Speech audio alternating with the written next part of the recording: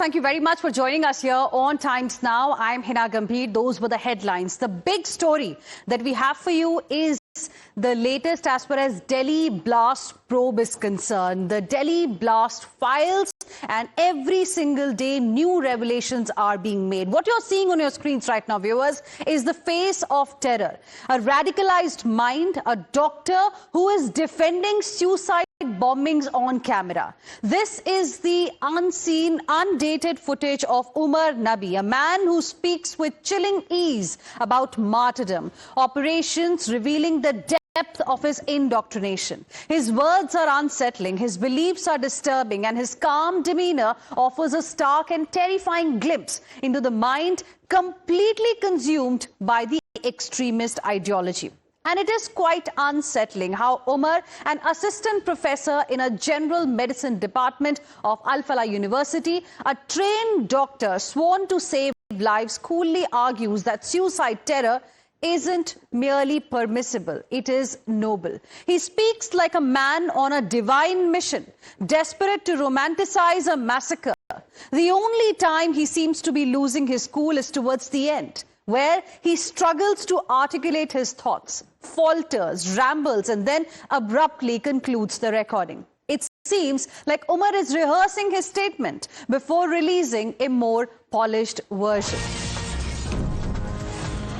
And we have some breaking inputs coming in. Investigators are probing the Delhi blast case, and they are now tracking a possible wider serial bombing plot after inputs reveal that 2 used cars were purchased from Kanpur as part of a conspiracy. Sources say arrested Dr. Shaheen Shahid and Muzammil Shakil may have arranged or financed multiple vehicles for these attacks under their alleged D6 mission. Agencies are examining whether the duo helped procure more cars beyond those already traced. Several suspicious vehicles have surfaced during raids, and multiple people from Kanpur have been detained for questioning as agencies are trying to verify the seller-buyer records linked to the newly identified cars. Adeep, my colleague, is now joining us live right now for more on this. Adeep, now, it's getting murkier by the day clearly. But can you explain to our viewers about the, vehicles that are under the scanner that have been, in fact, also that's something that the investigators have really found right now. And what is it that they are telling you about the cars and the role of Dr. Shaheen and Dr. Muzammil? Well, Hina, agencies, including the UP ATS and central agencies, day by day, they are getting more evidences. In fact, yesterday, a new image of Dr. Shaheen and Dr. Muzammil surfaced, where they were purchasing a car from Faridabad. And now what the agencies are getting the inputs is that both Dr. Muzammil and Dr. Shaheen were responsible for a much bigger plot. In fact, the agencies have received input that 2 used cars were purchased from Kanpur, and now the agencies are probing on this angle. The agencies believe that all these doctors were working on their D6 mission, which was the part of their module, to take the revenge of the Babri demolition day, to carry out a serial blast throughout the country on December 6th. And for this mission, they were using VBIDs, which are vehicle-borne improvised explosive device. And for that purpose, they were planning to purchase multiple cars, and 2 such used cars were purchased from Kanpur district. Now, agencies have picked up several people from Kanpur. They are all being questioned in connection with this case, and the ATS along with central agencies are probing this matter, Hina. Right. Adeep, stay on with us. In fact, we have more inputs as well as this investigation is concerned. Now, viewers, the probe agencies are now searching for 19 missing women who were allegedly in touch with arrested JEM operative Dr. Shaheen Shahid. Investigators believe these women may have been radicalized through Shaheen's targeted outreach and an organized network built through voice notes, videos, and structured online communication. Sources are telling Times Now that many of these women have switched off their mobile phones, forcing agencies to rely on address verifications, bank trails, and digital footprints. And we have some more breaking inputs coming in. Raids are currently underway at Jammu Central Jail. These raids are being conducted by Anti-Terror Intelligence Unit of Jammu and Kashmir Police. The counter-intelligence team is actively carrying out searches inside the facility.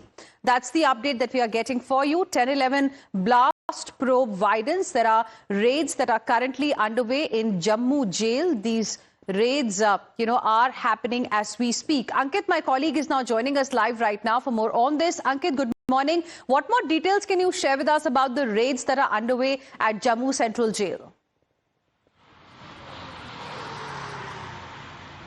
What we are getting to know from our sources is that at around 7 a.m. the raids were conducted inside the central jail by the counter-intelligence unit of Jammu wing.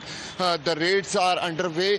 What we are getting to know from our sources is that it is the raid which is totally a non-kinetic operation by the Jammu and Kashmir police. We have seen in the past also how Jammu and Kashmir police has raided many central jails to make ensure that no unlawful activity or the anti-national activities are being carried out. This is the fourth phase of the jail. First phase was in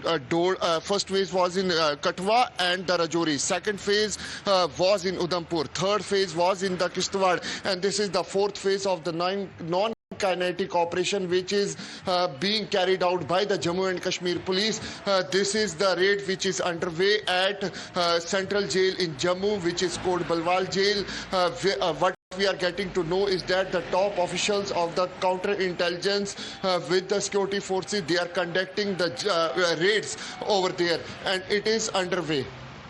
Right. Ankit, request you to stay on with us. More inputs coming in as far as the investigation is concerned. According to sources, viewers, just before the attack, just before Delhi blast, Dr. Umar Nabi went to his hometown. He went to Pulwama. He had two phones. One of these two phones, in fact, he gave to his brother, and he asked his brother to throw it away if there is any news about him after he leaves Pulwama. Dr. Umar gave his phone, one of his phones, in fact, to his brother Zahoor Elahi. This is what we've learned, and this happened between October 26 and October 29. When Zahoor actually heard about the arrest of Umar's associates, remember that happened on 9th and 10th, and that is when the brother of Umar threw the phone into a pond near the house, which was later recovered by the agencies. Security agencies recovered the video of Umar's suicide attack from this phone only. So that's the big development that has taken place as far as the probe is concerned. More inputs coming in. Sinister Fidai squad plot.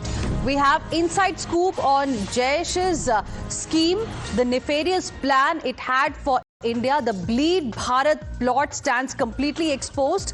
Jaish-e-Mohammed prepping a Fidai squad is what we have learned. Sources say Jaish-e-Mohammed has been rapidly raising funds as well, and funds in fact were being raised to prepare a suicide squad. That's the latest update that we are getting for you. A digital Hawala network has been exposed by the intelligence agencies. Jaish-e-Mohammed was using e-wallets, in fact, for terror financing. Let's straight away go across to my colleague Priyank Tripathi, who is joining us live for more on this. Priyank, this is big. Pakistan-based Jaish-e-Mohammed was planning to have a Fidai squad here in India. What more details can you share with us? Yes, certainly. And there's some audio show. Yes, go ahead, please. What we get that over the period of few months and years, Jaish-e-Mohammed has been trying to gain fund from different locations so that they can carry out their terror activity against India, for which the recently released picture from the Jaish-e-Mohammed side has been mentioning that they need fund for buying warm shoes as well as all those mattresses, because these terror organizations want around 20,000 rupees from per individual for the terror funding their jihadi network. This is a picture which has been circulated from the JEM's official channels, and what they want is funding of money. But we know it for the fact that this money has been used time and again by the Jaish-e-Mohammed to send their terrorists to India after training them at the terror camp. So basically this funding is for the terror camp, which is being done through the app. And they have also mentioned the Pakistani app SadaPay, which is being used by them for getting this fund.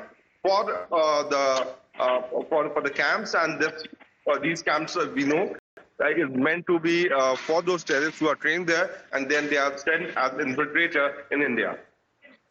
All right, Priyank, thank you very much for the moment for joining us with your inputs. We'll keep coming back to you for more on this developing.